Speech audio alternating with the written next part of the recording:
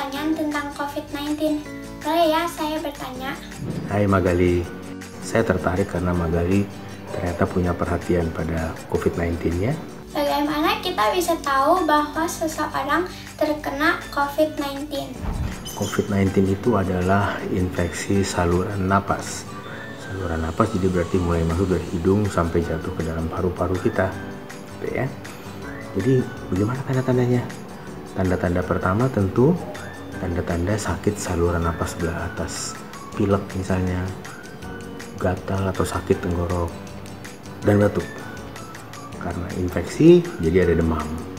Kalau dia sudah berjalan cukup panjang, nanti virusnya jatuh ke dalam saluran napas yang di bawah, paru-paru. Kalau sudah begitu ada sesak, sakit barangkali dadanya, dan batuk-batuk yang lebih hebat. Bagaimana kalau ada orang yang merasakan gejala-gejala yang sama dengan COVID-19?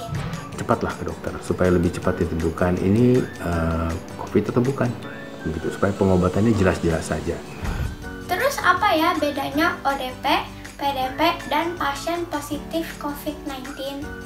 Nah, ODP adalah orang dalam pemantauan. Orang dalam pemantauan. Jadi orangnya ada di mana-mana boleh, tapi kita pantau.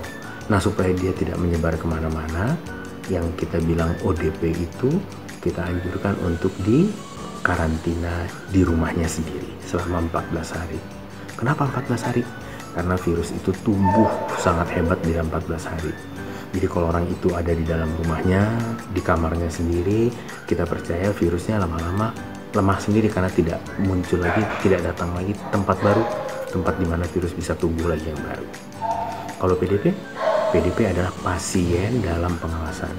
Kalau kita bilang pasien berarti mesti dirawat ya.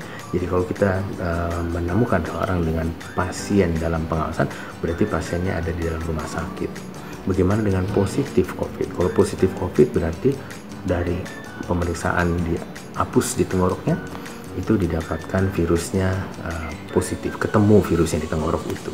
Itu lebih-lebih lagi harus diobati dengan sangat kuat. Yang kita sebut OTG, orang tanpa gejala, ini yang justru kita mesti hati-hati.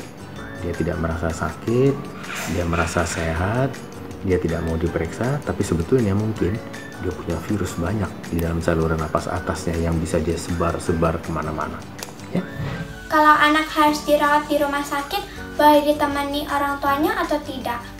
Ya, kalau anak-anak memang baiknya ditemani oleh ibunya ya. Walaupun ibunya mungkin jadi mudah tertular juga dari orang-orang pasien yang di sebelahnya. Tapi ya tentu kalau anak-anak mestinya ada teman supaya lebih merasa tenang, lebih nyaman, mau makan gitu ya.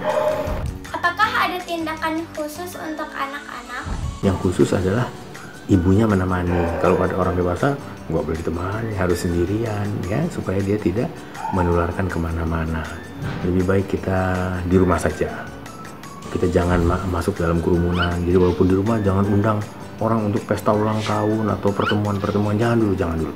Biarkan saja pandemi ini lewat dulu, biarkan virusnya tidak punya tempat tumbuh yang baru, virusnya kalah, mati sendiri, maka kita bisa kembali hidup dengan baik, kita gembira lagi ya Magali ya, kita bisa sekolah lagi, ketemu teman-teman gitu, walaupun Magali pasti di rumah bisa mengerjakan pekerjaan-pekerjaannya dengan komputer lewat internet, oh pasti jago.